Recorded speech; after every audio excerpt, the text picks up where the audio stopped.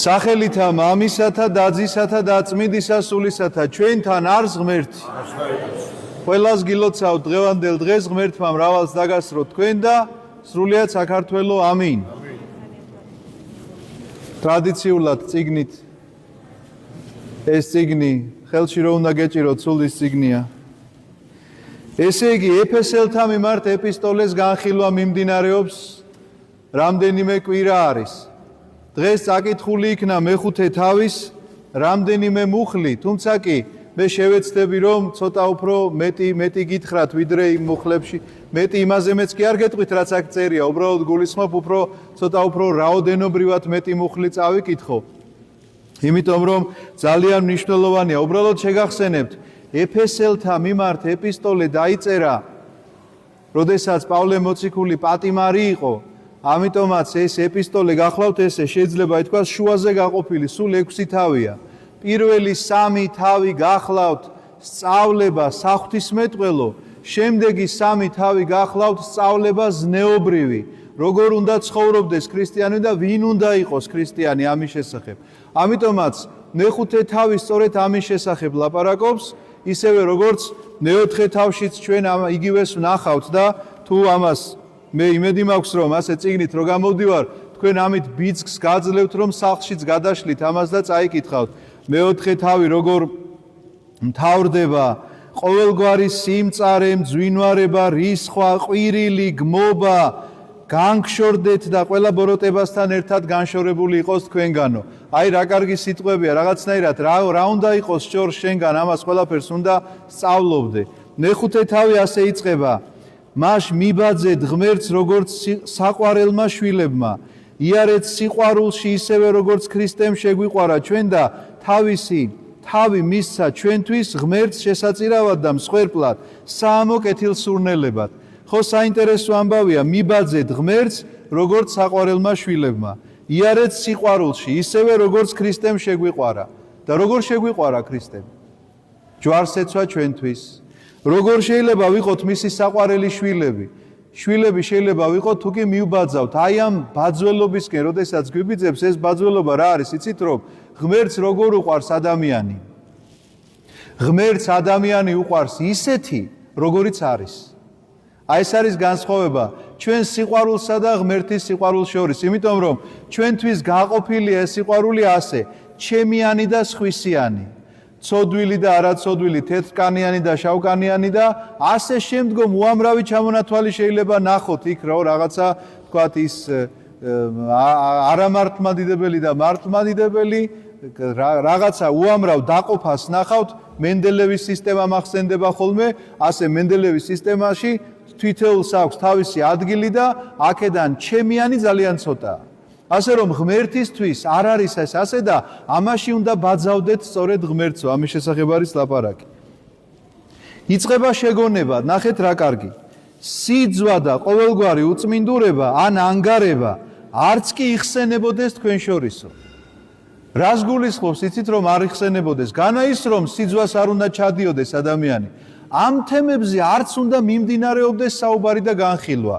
ისევე როგორც წმინდებს შეშვენითო, ანუ წმინდების ჩვევა რაც არისო.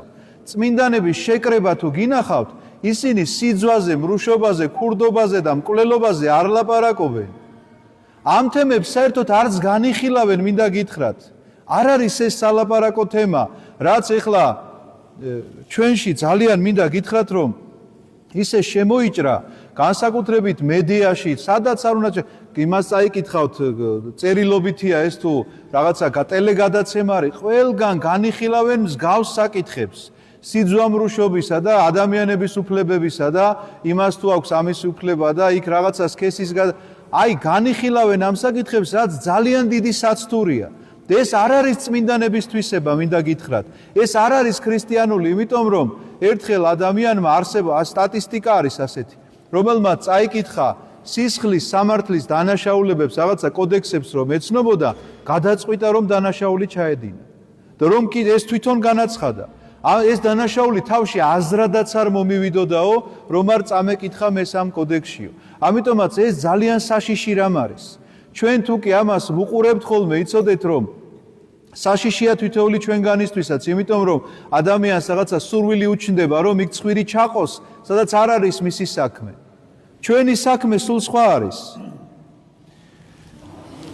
მადლიერება ღვთისა და ფსალმუნთა საგალობელი, როგორც ამ თავში წერია და მოგახსენებთ ამის შესახებ. ასევე უგვანის აქციელი, ფუჭ სიტყვაობა, თუ ლაქლაქი არ შეგფერით. არ შეიძლება ფუჭ სიტყვაობა, ლაქლაქი, რომელიც არაფრის მომცემი არ არის. ის ტელეგადაცემა იქნება თუ წიგნი იქნება თუ მამაო რატომ არ შეიძლება გასართობად წასვლა როგორ არ შეიძლება? პირდაპირ გეტყვით რომ შეიძლება, ოღონდ გააჩნია გართობას რას ეძახი. თუ ეს მხოლოდ ფუჭ სიტყვაობა და ლაქლაქია და მეტი არაფრის მომცემი არ არის შენთვის, რა თქმა უნდა იქ არ უნდა წახვიდე, არც უნდა გინდოდეს, იმიტომ რომ რაღაცნაირად ადამიანი ყოველთვის ზრდას უნდა ცდილობდე, რომ წინ მიდიოდე ამ ყოველივეში. არამედ უფრო სამადლობელი, რა შეგფერის ქრისტიანებს, ნახეთ, სამადლობელი, რადგან ეს იცოდეთ, რომ არც ერთ მეძავს, ან უწმინდურს, ან ანგარს, რომელიც არის კერპთაყვანისმცემელი, არ აქვს მემკვიდრეობა ქრისტეში და ღმერთის სასუფეველში. მე თქვენი ყურადღება განსაკუთრებით მინდა გავამახვილო, ხა მეძაობა და უწმინდურება გასაგებია, მაგრამ ანგარება ყოფილა თურმე კერპთაყვანისმცემლობა, როგორც ამას პავლე მოციქული ამბობს. საიდან ვიცით ეს? იცით რომ კერპთაყვანისმცემლობა 21 საუკუნეში რო გონია რომ აღარ არსებობს, სინამდვილეში არსებობს ის ანგარების სახით. როდესაც შენ ხარ მომხვეჭელი, იცოდე რომ ეს შენთვის კერპია. და ვნახოთ რას წერს ისაია წინასწარმეტყველი ამის შესახებ. ეს გახლავთ ისაია წინასწარმეტყველის მეხუთე თავი. ვაი თქვენ სახლზე სახლს რომ მიიტაცებთ, მინდორზე მინდორს რომ მიმატებთ და სხვას ადგილი აღარ რჩება. თითქოს მხოლოდ თქვენ უნდა ცხოვრობდეთ ქვეყანაზე. ჩემს გასაგონად თქვა საბაოდ უფალმა, მრავალი ასეთი სახლი დაიცლება და დიდი და ლამაზი გამოცარიელდება. სახლზე სახლს რომ მიიმატებთ და მინდორზე მინდორს. ვაი მათ, ვინც ამაოების საბელებით მიითრევთ ურჯულოებას, საურმე ჭაპანით ცოდვას. ვაი მათ, დილადრიან სასმელს რომ ეძებენ და გვიან ღამემდე უსხედან ღვინით გაბრუჟებულნი და ქნარი და ებანი და სტვირი და ღვინო ღვარადაა მათ ნათიმებზე. უფლის საქმეს კი არ უყურებენ და მის ხელთაქმნილებას ვერ ხედავენ. მის ხელთაქმნილება ვინ არის გვირგვინი ამ ხელთაქმნილებისა? ადამიანი, რა თქმა უნდა. როდესაც შენ ადამიანი არ გაინტერესებს და ქონებაზე უმატებ და აღარ იცი როგორ შეიძინო კიდე უფრო მეტი. ეს გახლავთ სწორედ კერპთაყვანისმცემლობა, რომლის შესახებაც არის ლაპარაკი. კერპთაყვანისმცემლობა არ გეგონოთ რომ ვიღაცამ აღმართა რაღაცა სვეტი, გამოაქანდაკა და მიხვიდე უნდა და თავი უნდა დაარტყა. შეიძლება უხილავია ეს ამ სვეტის სახით არ ჩანს, მაგრამ იცით რითი ჩანს? როგორ ცხოვრობ, საითკენ მიისწრაფი, რისკენ არის მიდრეკილი შენი სული, რაღაცის შეგროვებისკენ, დაგროვებისკენ და ეს რაღაცა გაუმაძღარი, შეიძლება ითქვას რაღაცა ამოუსებელი ჭარის, რომელიც გინდა და გინდა რომ კვლავ ივსებოდეს და ამოუსებელია, შეუძლებელია და დაცარიელდება ასეთი სახლი და დაცარიელდება ასეთი მინდვრები. მე აღარ წაგიკითხეთ ამის შემდგომ რას ამბობს უფალი. იმედი მაქვს რომ თქვენ თვითონ წაიკითხავთ. იცით რას ამბობს? ასე თუ იცხოვრებს ადამიანი, აი ესეთ ადამიანებს გავდევნი მე ამ ქვეყნიდან და მათ მაგივრად მოვლენ უცხონი. ეს იქნებიან უცხონი, რომლებიც არ დაიღლებიან თქვენი ტანჯვა წამებით, გამრავლდებიან თქვენს ქვეყანაზე და ეს მე ძალიან მახსენებს დღევანდელ დღეს სამწუხაროდ. კარგით, გავაგრძელოთ. არავინ გაცთუნოთ ფუჭის სიტყვებით, რადგან ამისთვის ღმერთის რისხვა ეწევა ურჩ შვილებს. ეს კვლავ ეფესელთა ეპისტოლეს ვკითხულობ. ფუჭის სიტყვებით თუნება რა არის, ამაზეც მოგახსენებთ.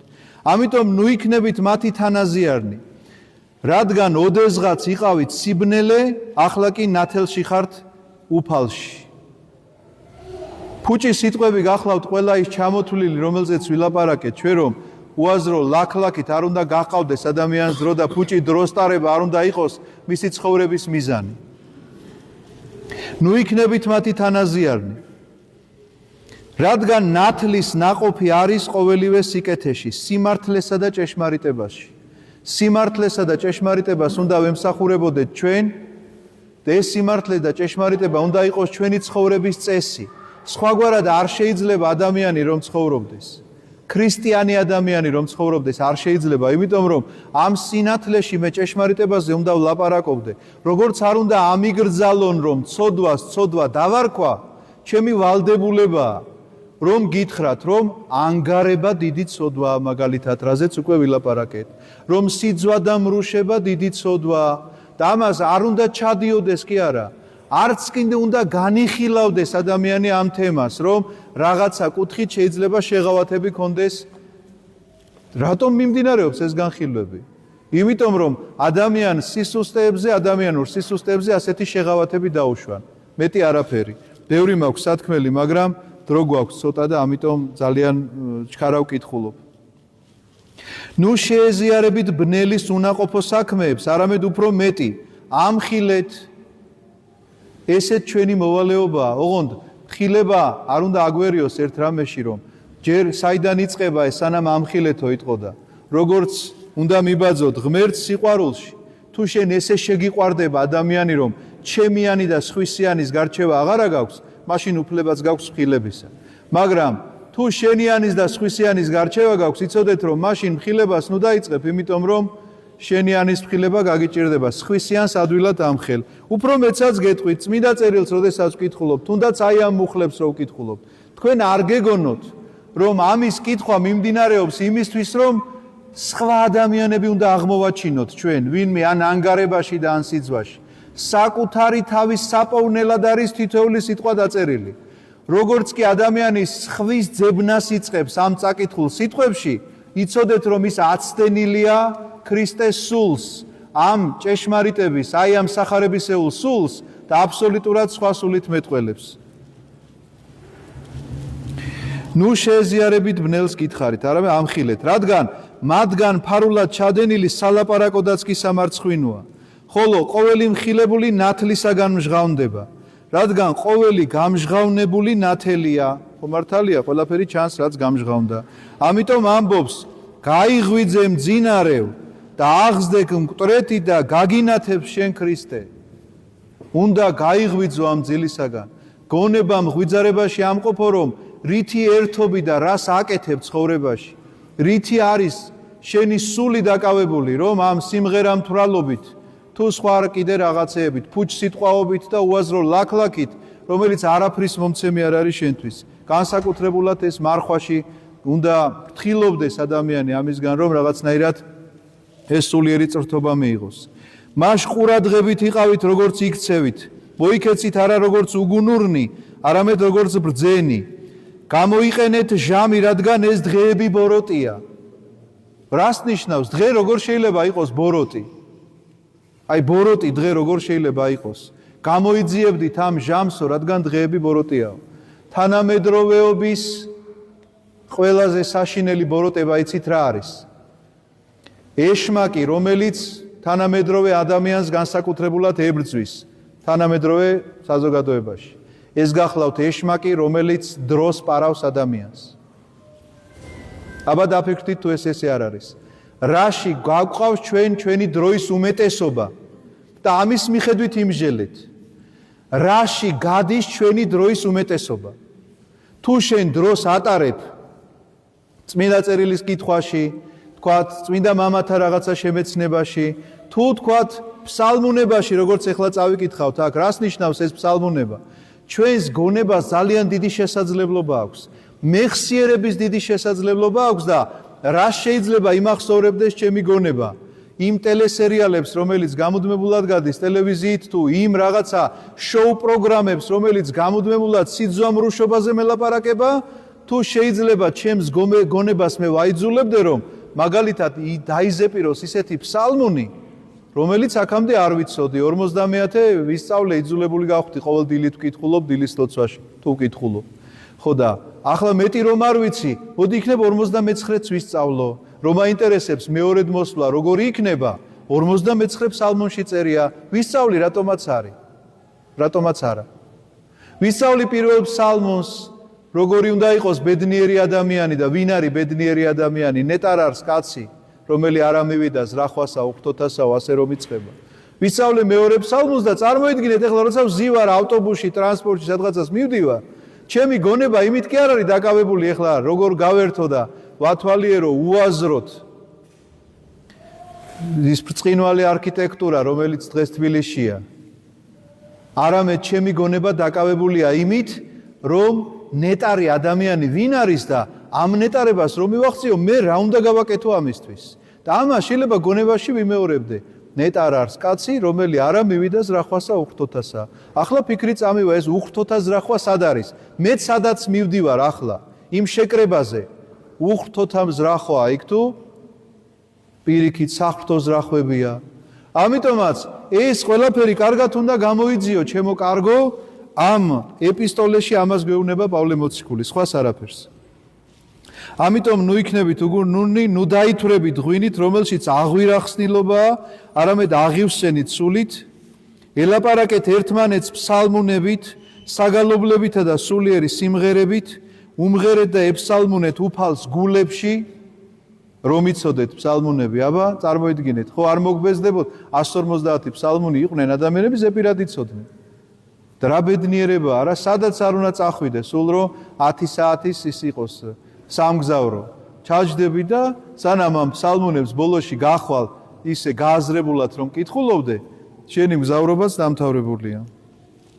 მადლობდეთ ყოველთვის ყველაფრისათვის ჩვენი უფლის იესო ქრისტეს სახელით ღმერთსა და მამას. აი ესეთი შეგონებებია დღევანდელ სამოციქულოში მოცემული ეფესელთა მიმართ, რომის წერა ეს მიმათ არ ეკუთვნით, ხოლო თითოეულ ჩვენგვანს გვეკუთვნის და მე მინდა მოგიწოდოთ აი ამ მარხვაში. როდესაც შეკითხვა ჩდება, როგორ ვიმარხულო ვიღაცას თქვა ჯანმრთელობის გამო რძის პროდუქტი სჭირდება, ვიღაცას კიდევ უფრო მეტი შეიძლება ხორცის პროდუქტი და მიდის ამაზე განსჯა, ვაიმე მამაო, როგორ შევჭამო და აქამდე რო არ მიქნია, იცით რა, მოდით ჭამეთ ყველაფერი, ოღონდ დააკვირდით რამდენ შეჭამთ. ვისაც გჭირდებათ, რა თქმა უნდა. რამდენ შეჭამს იმათ დააკვირდით და თქვენი თავარი ფიქრი იყოს ის, რაც დღეს ჩვენ ამ წმინდა წიგნში წავიკითხეთ. თავარი საფიქრელი და თავარი საზრუნავი იყოს ის, რომ საღვთო ზრახვასთან თანხმობაში ხარ თუ არ ხარ და რომ გაარკვიო ეს თანხმობაში ხარ თუ არ ხარ. მისი ნება რომ გამოიძიო. კვლავ ამ წიგნს უნდა ჩახედო და ნახო, რა არის უფლის ნება, რა სურს მას შენგან და შენ რა გინდა მისგან. ეს ყველაფერი. აქ იპოვება ამაზე პასუხები და მე მინდა რომ თქვენ თვითონ ეძიებდეთ ამ პასუხებს და ერთად განვიხილავდეთ ამ პასუხებს, რომ ჩვენი შეკრება გავდეს ფსალმუნებას, სამადლობელს და არა უაზრო და ფუჭ შეკრებას და ზრახვას, სადაც მხოლოდ შეიძლება დაილიოს ღვინო და არაფერი არ დარჩეს მეტი შინაარსობრივად თითოეულ ჩვენგანში და რაღაცნაირად ცარიელი, როგორც ცარიელი, კიდევ უფრო ცარიელი წახვიდი ამ შეკრებიდან. ღმერთმა მოგცეთ სიკეთე, ღმერთმა მოგცეთ გონება და შემეცნება ამ ყოველივესი. ამინ.